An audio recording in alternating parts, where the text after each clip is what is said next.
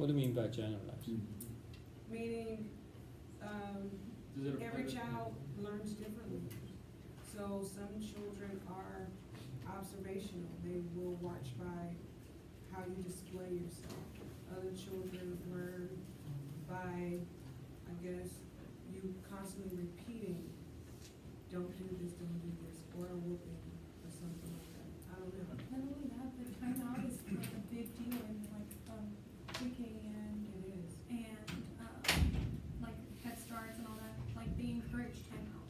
They tell you. I mean, obviously they don't want you to hit your kids, but so they do timeout like everywhere at every Head Start. They have like timeout chairs. Is it a type of punishment? It is a punishment. It's kind of like, okay, you bit somebody, so now you need to sit in a timeout chair for 5 minutes. I mean, they say that you're not supposed to let them sit. I think you double their age, so if he's 2, he gets 4 minutes in timeout chair. Okay. Things like that. But I know that they do it like at almost every Head Start that I've looked into. I think separate them from the group. So they'll learn not to do the behavior again if they don't want to be separated from a particular group. I think they can learn from it, but brings negative consequences. Might not be aggression, maybe aggression, I don't know. Because I never seen research on timeout seats or isolation. But I guess it may bring the consequence of more aggression, but probably low self-esteem, and also isolation from others. So others don't like this person because get punished by the teacher. Yeah, some negative consequences in the social relationships. I'm not sure if you can find some research on that. It is really good. Yeah.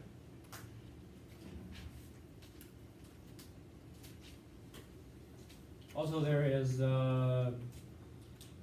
So, what about rewards? So, why we can use rewards to change people's behavior, but there are also hidden costs of rewards. They found that the use of extrinsic motivators, which are rewards, external rewards, they tend to decrease intrinsic motivation. So what is intrinsic motivation? It is opposed to extrinsic motivation. An intrinsic motivation is a type of motivation that arises from satisfaction of psychological needs, not from the situational demands, not from satisfaction of quasi needs, but from satisfaction of psychological needs. So we'll talk about psychological needs next week. But right now, you just know that intrinsic motivation is linked to satisfaction of psychological needs. So, and also, it is a means is the end motivation. The nature of intrinsic motivation is totally different from extrinsic motivation. So, for example, I really enjoy playing video games. I play video games. Why I do that? Not because I want to get money, not because I want to get praise, not because other people play, I play. Just because I think it's really enjoyable, it's fun. It is interesting to do it. I just do it. So at this time, the means is the end. The final purpose lies in the activity itself. So if you ask me, why do you play video games? I answer, because I like playing video games. I mean, like, if you ask, what is the final purpose? There's no final purpose. I just like doing it. Why do it? Because I like doing it. Yeah. So the purpose is the activity itself. So it's not there. The two things are not separate. They are the same. So at this time, people are intrinsically motivated to do something. Why is it called intrinsic rather than extrinsic? Because the final purpose is in the activity itself. So it's called intrinsic, inside. The final purpose is inside the activity. So why extrinsic motivation is called extrinsic motivation? Because the final purpose is outside of the activity. So it's called extrinsic. It's X. Okay. So in means in, X means outside, right? So that's the word roots from that. So the activity itself is not a means to the other purpose, but the means is the end. Activity itself is the end, is the final purpose. So that's extrinsic motivation. Also, if you read a textbook, there are multiple benefits from intrinsic motivation. When people are intrinsically motivated to take action, to do something, they are highly engaged. They have higher performance. They have higher level of creativity. They are so creative because of intrinsic motivation. I will not talk about the details of the benefits of intrinsic motivation here because I will talk about next week. And next week, you know everything about intrinsic motivation. We can know better why intrinsic motivation can bring all these positive benefits, positive outcomes. So at this moment, we just know intrinsic motivation, good. Extrinsic motivation, not good. Yeah. So the use of rewards can bring negative consequence to the quality of learning. Because why is that? Because when they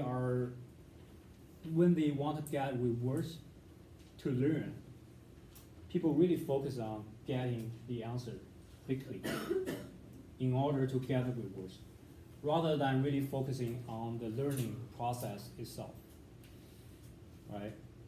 So if you give money to learn something, I'm not really patient to learn that because I'm not really interested in learning that topic just because I want to get the rewards. I want to get it as quickly as possible. I'm not really patient learning that. I just want to get a straight answer, and that's it. I get money, that's it. So the quality of learning is really low if using rewards. And also interfere with the capacity for autonomous self-regulation. I regulate myself. I manage my own behaviors. Why I do that? Because I want to get this. I want to get money. I want to get rewards. Not because I enjoy doing it. So the capacity for autonomous self-regulation is really low. So if you keep using rewards to motivate others, they will have really low capacity for self-regulation. They cannot really successfully regulate themselves because of rewards used in this process. So I can talk about this later and next week. So there are a lot of hidden costs of rewards. Major one is the use of extrinsic motivators tends to decrease or undermine intrinsic motivation. And the intrinsic motivation is really beneficial to people.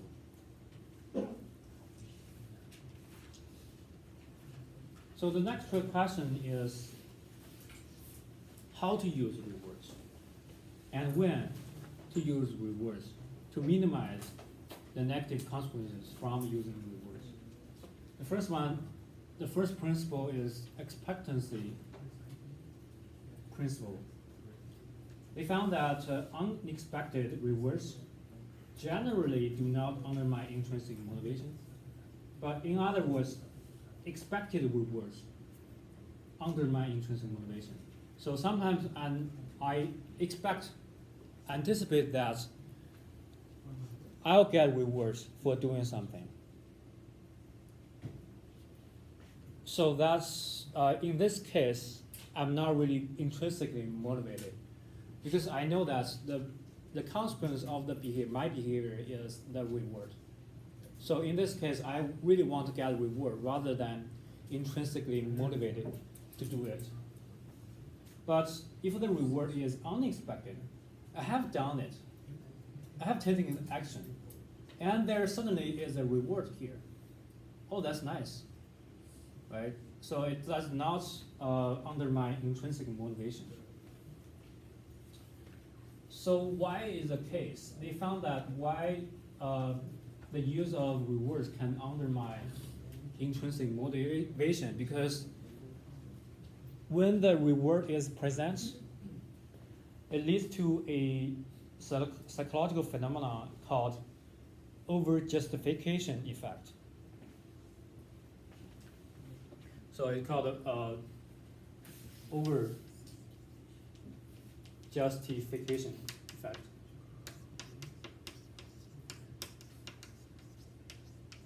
So they over-justify the reason why they do it. So for example, they are so interested to play video games. They play video games for hours, not because they want to get money, not because they want to get recognition or something. They just enjoy this process. And then right now, you gave them the rewards, give them money for doing it. They will anticipate that, oh, I will get reward to play video games. And for many times, for multiple times, for a few times maybe, they will think that they will reason about the reason to do this. Why do this? Probably not because I want to do it. I enjoy in it. Probably because I want to get money, so I do it.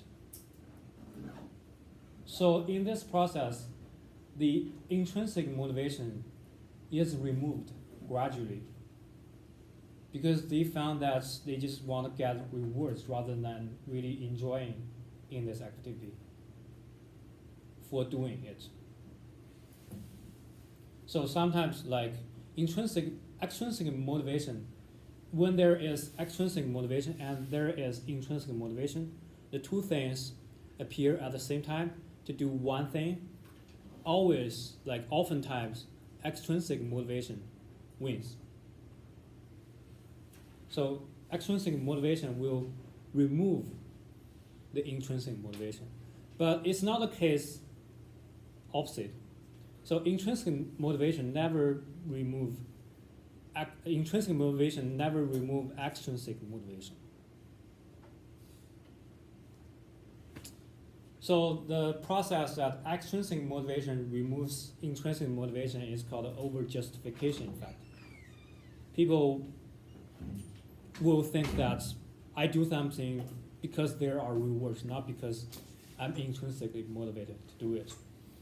But they won't think the other way. Somehow, I don't know why, but it's just the basic mechanism in people's cognition. Like when people have a job that they don't enjoy, they tend to do a worse job at it. And if it's something that they enjoy, they don't see it as work. Right. And they enjoy waking up, going and doing the work, and they try to do as best as they can because it's something they enjoy. Right. Right. So the word work itself is like a reward. It's like something that they have to do, but they don't want to do, right? So like, right. So because if there is a rewards over justification effect will occur, right? Do you have questions? I'm okay. Okay. You explained it, you went back and explained it. Okay. So notice the context. When there is intrinsic motivation, external rewards may undermine intrinsic motivation. So there is an interest to do it. When the rewards show up, it may undermine intrinsic motivation. So the one principle is that do not let them expect the rewards for doing something, but give them rewards afterwards. So it is unexpected. Second principle is tangibility. They found that intangible rewards, such as praises from others, such as recognitions from others, have less impact on intrinsic motivation than tangible rewards, such as money, such as some material supports. But intangible rewards are also external rewards. They have less impact, but doesn't mean that they do not have impact. Right? They also have impact, but they have less. So use of tangible rewards is kind of okay, but in my point of view, just do not use any tangible or intangible rewards when these rewards can undermine intrinsic motivation. And when to use it? When there is no intrinsic motivation involved. So, for example, I do not like to work. I'm not enjoying it. But there is money, I can get salary. It can support my life. So the importance is really high. So just this time, just use external rewards, it's fine. Because there's no intrinsic motivation to undermine, right? So intrinsic motivation is already zero at this time. If you use external rewards, it cannot really undermine intrinsic motivation because it has been zero, right? The lowest level is zero. So when the importance is really high, it is really important to do it. Rather than it is interesting to do it, we can use rewards to change people's behavior.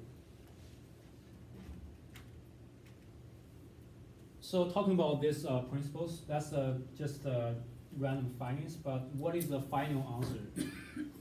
What is the final principle that when external rewards can undermine intrinsic motivation?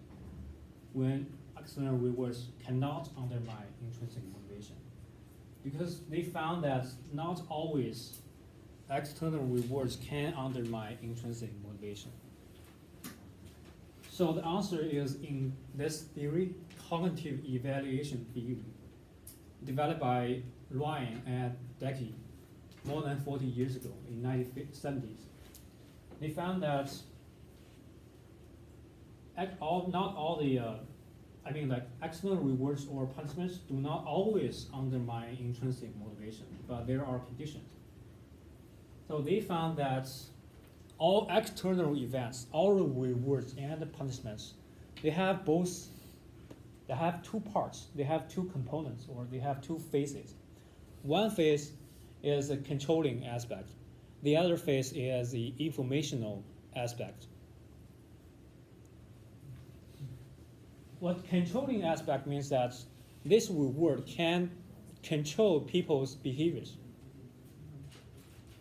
And the informational aspect means that the external events, either rewards or punishment, they can provide information to the performance, to this individual. So when the controlling aspect is more dominant, it can undermine intrinsic motivation, but when the informational aspect is dominant, it does not undermine intrinsic motivation. There are two examples illustrating the point. So for example is praise, that's an intangible reward, that's a reward. So if you give the praise to followers, to kids, does it undermine intrinsic motivation? It depends. It depends on the way of expressing praise. Because the way of expressing the praise determines which phase of these external events is dominant, the informational phase or the controlling phase. So I can express the praise in a more informational way, such as excellent job, your productivity increased by 10%. What does this feel? What does this sentence feel? It feels like, oh, okay, there's a feedback. It's a fact. I just tell you the fact. And the follower thinks that, oh, my productivity increased by 10%. Well done, good job, well done. But the manager, probably the manager, can express the praise in a more controlling way, such as excellent job, you did just as you should. It sounds like it's not really informational. It does not really, the intention of this manager does not want to provide me feedbacks, but this manager wants me to change, to be more motivated through the means of praising. Use the praise. It sounds like the manager use the praise to change people's behavior. They want to use the praise to control people's behavior. So in this way, the praise is more controlling rather than informational. And this one is more informational. So they actually express the same meaning, but the way to express it brings totally different outcomes. And also there can be the tones to say it, can be other ways to express it, bring the different outcomes, either more informational or more controlling. Also, second example is competition. So as we know, competition brings pressures. If there are a lot of great pressures from outside world, like from the leaders, from the parents, from the other people in the environments, can be a lot of pressures on winning. You must win. If you lose, there will be negative consequences. So this person will have really big pressure, really big stress to win. But if you remove all these pressures from the individual, or focus on improvements, focus on giving feedbacks, focus on making the progress, can be more informational. Because through competition, I can know my own self, my own performance compared to other people's performance, right? Provides feedbacks. It brings pressures, but at the same time, it's give me feedbacks, make me improve, allow me to make a progress. So sometimes informational aspects is dominant, sometimes in controlling aspect is dominant. Depends on the way to express it, depends on how you interpret it, depends on the external environments also. So every external event can be more informational, can be more controlling. When it's more controlling, it undermines intrinsic motivation. But when it's more informational, it provides information, provides feedback, does not undermine intrinsic motivation. What time is it? Okay, so let's talk about the leftovers next on Wednesday.